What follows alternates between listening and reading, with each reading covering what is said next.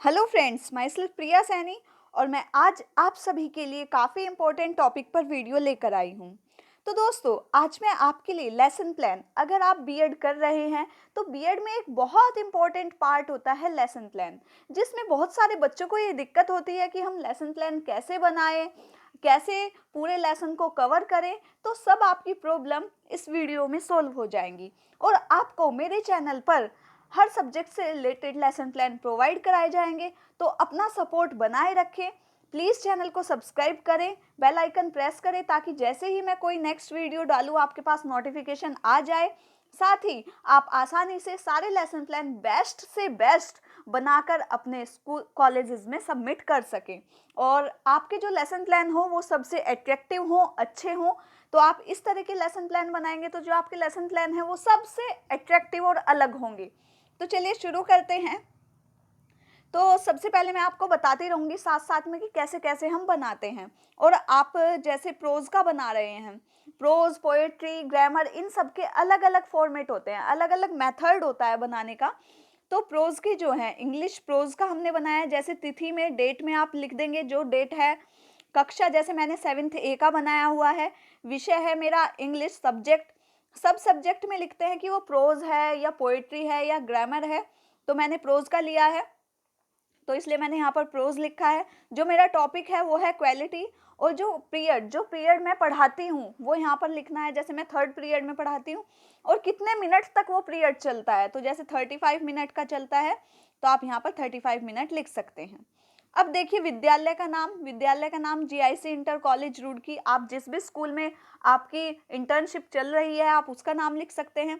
प्रकरण जैसे कि ऊपर लिख दिया था हमने, टॉपिक हमारा क्वालिटी है और कंटेंट एनालिसिस हमारा है कि हम पूरे जो जैसे एक चैप्टर है और ये चैप्टर इन से स्टार्ट है और ये चैप्टर स्टोन पे ख़त्म है।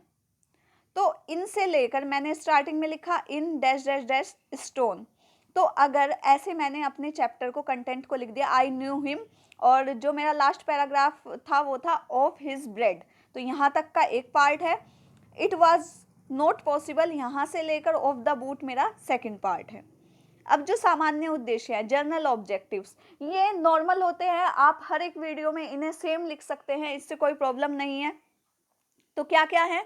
To enable the student to read English passage loudly with correct pronunciation. तो हमें बच्चों को योग्य बनाना है कि जो बच्चे हैं वो इंग्लिश का जो पैसेज है वो लाउडली अच्छे से पढ़ सके और उसका करेक्ट प्रोनाउंसिएशन कर सके, सही उच्चारण कर सके। To prepare them for silent reading, वो मन मन में चीज़ों को पढ़ सके। To develop the comprehension ability and create thinking of student. तो जो कॉम्प्रीहेंशन एबिलिटी है वो उनकी डेवलप हो सके और जो बच्चा है उस चीज़ के बारे में अपनी थिंकिंग को क्रिएट कर सके कि वो सही हुआ या गलत हुआ लेसन में, वो सब। To increase their active and passive vocabulary. तो जो उसकी वोकेबुलरी, जो हम दिनचर्या में जो जो शब्द बोलते हैं तो हम लेसन से बहुत सारे वर्ड्स हमें सीखने को मिलते हैं, वो चीज़ है। To develop their interest in reading, उनका पढ़ने में क्या करना, इंटरेस्ट जगाना। एंड राइटिंग, और लिखने में। तो ये आपके जर्नल ऑब्जेक्टिव्स थे। इसके बाद आपका है विशिष्ट उद्देश्य, स्पेसिफिक ऑब्जेक्टिव। तो देखिए, स्पेसिफिक ऑब्जेक्टिव है जो हमारी ब्लूम टैक्सोनॉमी है। ब्लूम टैक्सोनॉमी अगर आपको नहीं पता है तो मैं इसके ऊपर भी एक वीडियो आपके लिए बना दूंगी।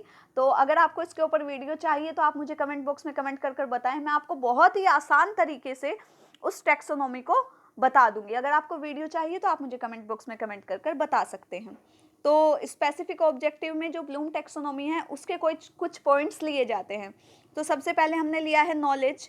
Student will be able to recall. तो जो हमारा एक्शन वर्ब है वो है recall. Recall the moral of story, जो स्टोरी का मॉरल है उसे रिकॉल कर सकते हैं। Student will be able to recognize the picture coming in the story. तो जो रिकोनाइज मतलब पहचान सकते हैं, जो स्टूडेंट हैं वो पिक्चर्स को स्टोरी में जो आई है उसे पहचान सकते हैं। सेकंड हमारा है understanding. Student will be able to explain the meaning of each paragraph. तो हर पैराग्राफ का जो मीनिंग है वो एक्सप्लेन कर सकते हैं। Student will be able to translate the story in their words. जो स्टोरी है उसको ट्रांसलेट कर सकते हैं अपने वर्ड्स में। एप्लीकेशन है, student will be able to predict the event coming in the story, ठीक है, उनके अंदर एक योग्यता डेवलप हो जाती है कि स्टोरी में क्या होने वाला है। Student will be able to information from the story in their life, तो जो उन्हें सूचना या सीखने को मिला है पोयम से वो अपनी डेली लाइफ में उसका यूज कर सकते हैं। इसके बाद आता है skill. Student will be create to student will be able to create the sentence out of difficult word, तो डिफिकल्ट वर्ड जो है उनसे वो सेंटेंस को क्रिएट कर सकते हैं। इंटरडिसिप्लिनरी का मतलब होता है कि जो हमारी स्टोरी है या जो हमारा सब्जेक्ट है वो किसी और से भी रिलेट करता है क्या, उसका हमारे जीवन में कहाँ रिलेट हो रहा है, तो उसे हम कहते हैं इंटरडिसिप्लिनरी। तो student will be able to use this knowledge in their personality development, तो जो क्वालिटी वाला चैप्टर है उसका यूज जो बच्चे हैं वो अपनी पर्सनैलिटी डेवलपमेंट में कर सकते हैं। ठीक है, इसके बाद आपको टीचिंग एड्स लिखने हैं कि आपने पढ़ाते समय किन किन चीज़ों का यूज़ किया है। तो जनरल होते हैं, जो सामान्य होते हैं वो है जैसे ब्लैक बोर्ड, चौक, डस्टर और पॉइंटर। स्पेसिफिक है आपके फ्लैश कार्ड, ऑडियो टेप्स। ठीक है, इसके बाद प्रीवियस नॉलेज, मतलब बच्चे को पहले से क्या क्या जानता है, तो सबसे पहले हमें जाकर वो जानना होता है। तो it is expected that the student have some basic knowledge of human traits and specialities, तो ये एक्सेप्ट किया जाता है कि यह माना जाता है कि बच्चे को पहले से थोड़ी बहुत ही नॉलेज ह्यूमन ट्रेट्स की और स्पेशलिटी की होगी, तो ऐसा हम सोचकर क्लास में जाते हैं। अब देखिए प्रस्तावना, मतलब आप अपना चैप्टर शुरू करने से पहले बच्चों से किस तरह के प्रश्न पूछते हैं। तो एक पिक्चर मैं दिखाऊंगी, तो यहाँ पर आप उस पिक्चर को लगाएंगे, जो आप पिक्चर दिखा रहे हैं उसका छोटा सा मिनिएचर बनाकर आप यहाँ पर उसको लगाएंगे। Showing a picture of person doing painting, ठीक है, तो यहाँ पर आप प्रोस्पेक्टिव टीचर एक्टिविटी जो आप करेंगे वो लिखना है और बच्चे उसका क्या रेस्पॉन्स कर रहे हैं यहाँ पर वो लिखना है इस कॉलम में। तो showing a chart of person doing painting, ठीक है, एक जो पर्सन है वो जो कि पेंटिंग कर रहा है उसकी हम पिक्चर दिखाएंगे। What is this person doing, हम पूछेंगे what is this person doing, बच्चों से पूछ रहे हैं, तो बच्चे कहेंगे ही इज डूइंग पेंटिंग, कि ये पेंटिंग कर रहा है। फिर हम क्या करेंगे, फिर showing a chart of a person carving a sculpture, ठीक है, एक पर्सन दिखाएंगे जो क्या कर रहा है, स्कल्पचर कार्विंग वाली दिखाएंगे। फिर हम पूछेंगे what is this person doing, तो जो स्टूडेंट है वो कहेंगे it is carving the sculpture. ठीक है, उसके बाद हम करेंगे what does this picture show about a person, तो ये जो हमने आपको पिक्चर्स दिखाई हैं ये पर्सन की किस चीज़ों को शो करता है। These pictures show that they are good at it, ठीक है, कि वो दिखाता है कि जो ये लोग हैं पेंटिंग बना रहे हैं, कार्विंग कर रहे हैं, तो ये अपने जो कारोबार है उसमें बहुत अच्छा कर रहे हैं। Yes, if a person is good at something then what is called, अब हम पूछेंगे कि यस, अगर एक पर्सन किसी चीज में बहुत अच्छा करता है, स्पेशल करता है, तो हम उसे क्या कहते हैं, तो बच्चे इसका कोई रेस्पॉन्स नहीं करेंगे, और जब कोई रेस्पॉन्स नहीं करेंगे तो हमारा स्टेटमेंट होगा कि student today we will read a very interesting story whose title is quality. ठीक है, फिर हम यहाँ से अपना स्टेटमेंट स्टार्ट करेंगे। इसके बाद आता है आपका मॉडल रीडिंग। पहला आपका जो होता है प्रोज में जो आपका टीचिंग पॉइंट होगा वो होगा मॉडल रीडिंग। मॉडल रीडिंग में आप बताएंगे कि आपने कहाँ से कहाँ तक का लिया है, जो कि हमने कंटेंट एनालिसिस में भी पीछे लिखा था। ठीक है, एक्सपेक्टेड बिहेवियर ऑब्जेक्टिव क्या लिखेंगे कि बच्चे का कौन सा चीज़ डेवलप होगी, आप इस कॉलम में लिखेंगे। To able to listen with understanding, तो जो बच्चे हैं वो समझदारी से इसको पढ़ेंगे। Pupil teacher will read the passage with proper stress intonation and paying attention to pauses, तो जो प्यूपिल टीचर है वो बहुत अटेंशन से स्ट्रेस लेकर इसको लिखेगा। Student will listen carefully and pay attention in their text book, और जो स्टूडेंट एक्टिविटी होगी वो उस टाइम क्या होगी, जो स्टूडेंट है वो अपनी टेक्स्ट बुक में अटेंशन लेकर उसको पढ़ेंगे और सुनेंगे। और यहाँ पर कौन सा टीचिंग एड यूज हो रहा है, तो ओरल आरल अप्रोच इसमें यूज हो रही है और टेक्स्ट बुक्स का यूज हो रहा है। आप टेक्स्ट बुक्स का मिनिएचर यहाँ पर लगाएंगे। ठीक है, सेकंड पॉइंट है प्रोनाउंसिएशन ड्रिल। पढ़ा दिया, अब उसके बाद प्रोनाउंस करना है, उच्चारण करना है। तो इसमें एक्सेप्टेड जो बिहेवियर है, ऑब्जेक्ट है, वो क्या है, to be able to pronounce the word correctly. हमें बच्चों को जो वर्ड्स हैं उनको करेक्टली प्रोनाउंस करना सिखाना है, ये हमारा उद्देश्य है।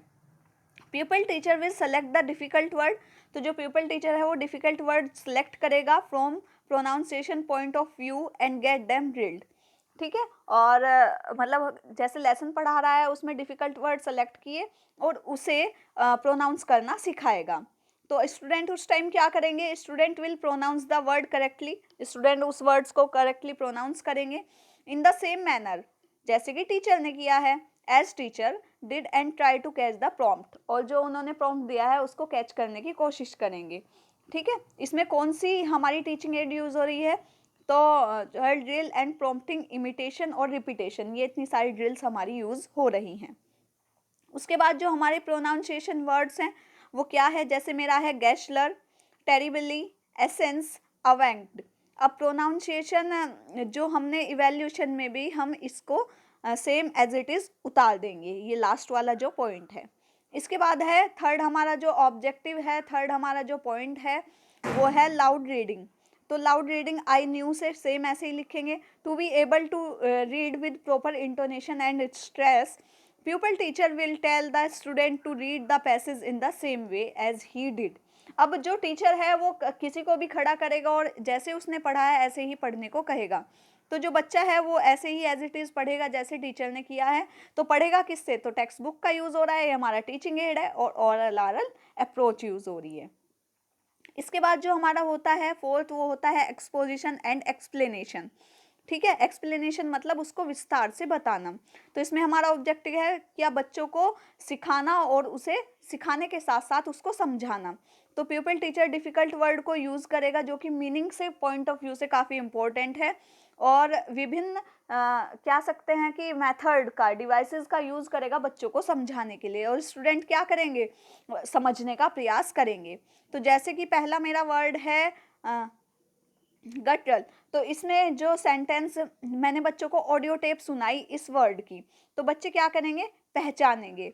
मतलब गटरल जो वॉइस होती है उसकी मैंने एक ऑडियो चला दी, तो बच्चों ने कहा कैसी साउंड है, गटरल साउंड है, ठीक है। इसका मीनिंग क्या हो गया, अनप्लीजेंट साउंड, और बच्चे क्या करेंगे, उसका एक सेंटेंस बनाएंगे। तो ये क्या हो गया, रिकॉग्नाइजेशन, क्योंकि बच्चों ने ऑडियो टेप से सुनकर रिकॉग्नाइज किया है, पहचाना है, ठीक है। और इवैल्यूएशन में आप सेम गटरल लिखेंगे। इसके बाद रिकॉग्नाइजेशन, दूसरा पॉइंट भी रिकॉग्नाइजेशन है, एप्रन। तो मैं बच्चों को एक पिक्चर दिखाऊंगी जिसमें एक लेडी क्या होगी, एप्रन पहने हुए होगी। आप यहाँ पर उस पिक्चर का मिनिएचर भी लगाएंगे। तो एप्रन का मतलब क्या होता है, अगारमेंट वोर्न इन किचन, ठीक है, जो उसने किचन में एक गारमेंट पहन के रखते हैं, women wearing upon in the kitchen, और एप्रन यहाँ पर सेम टू सेम। थर्ड होता है कंप्लीट, मतलब अब देखिए लेदर, लेदर में मैंने लिखा है कंप्लीट, मतलब यूज अ सेंटेंस। मैं एक सेंटेंस का यूज करूंगी जिससे बच्चे इसका मीनिंग को पहचानेंगे, और इवैल्यूएशन में आप लेदर जुकातू लिख देंगे। अब इसके बाद आता है कॉम्प्रीहेंशन, कॉम्प्रीहेंसिव क्वेश्चन। लास्ट आपका जो 6 पॉइंट है वो है कॉम्प्रीहेंसिव क्वेश्चन। तो कॉम्प्रीहेंसिव क्वेश्चन को डेवलप करने का जो ऑब्जेक्टिव है वो है बच्चों के अंदर कॉम्प्रीहेंसिव जो क्वेश्चंस पूछे गए हैं वो उसका आंसर दे सकें, ऐसा हमारा उद्देश्य रखा जाता है। तो प्यूपिल टीचर उससे कुछ क्वेश्चन पूछेगा और बच्चे क्या करेंगे, उसका गिव करेक्ट आंसर, उसका सही उत्तर देंगे। तो ये कौन सा मेथड है, क्वेश्चन एंड आंसर मेथड है। और जो आपके कॉम्प्रीहेंसिव क्वेश्चन होंगे वो आपके इवोल्यूशन में आएंगे। वो is the boot maker in the story, पहला क्वेश्चन ये है। वो made the author's father boot, तो ऑथर्स के जो फादर के बूट थे वो किसने बनाए थे। What did return on the top of the shop, ठीक है, शॉप के ऊपर क्या लिखा हुआ था। तो ये सब बच्चे से आप क्वेश्चन पूछेंगे। फिर आप यहाँ पर एक ब्लैक कलर का चार्ट पेपर चिपकाकर आप जो जो ब्लैक बोर्ड पे लिखते हैं वो सब आप यहाँ पर लिखेंगे। उसके बाद आपका आता है कक्षा निरीक्षक एवं कक्ष कार्य, class supervision and class work. तो मतलब जब आपने पूरा चैप्टर पढ़ा दिया आप क्या कहेंगे, प्यूपिल teacher will supervise the class when the student, जो आपने ब्लैक बोर्ड पर लिखा है आप बच्चों को उतारने के लिए कहेंगे, और खुद सुपरवाइज मतलब क्लास में घूम घूम कर देखेंगे कि सभी बच्चे ढंग से उतार रहे हैं या नहीं उतार रहे हैं, ठीक है। उसके बाद आपका आता है गृह कार्य, मतलब होम असाइनमेंट, आप घर में क्या होमवर्क दे रहे हैं। तो जैसे कि मैंने होमवर्क दे दिया, read the lesson thoroughly and search 5 difficult words and write their meaning and 5 sentence each. तो इस तरीके से आप लिखेंगे। रेफरेंस आप कौन सी बुक से पढ़ा रहे हैं, तो NCERT क्लास 7th। तो दोस्तों आपको मेरे चैनल पर हर कह सकते हैं कि हर टॉपिक से रिलेटेड, हर सब्जेक्ट से रिलेटेड आपको कंटेंट प्रोवाइड कराया जाएगा। तो मेरा चैनल आपके लिए, अगर आप बीएड कर रहे हैं तो बहुत बहुत बहुत बेनिफिशियल होने वाला है। तो प्लीज़ चैनल को सब्सक्राइब करना ना भूलें और वीडियो को लाइक करें और ज़्यादा से ज़्यादा शेयर कर अपना सपोर्ट दें। तब तक के लिए thank you so much. All the best for your exams. Thank you.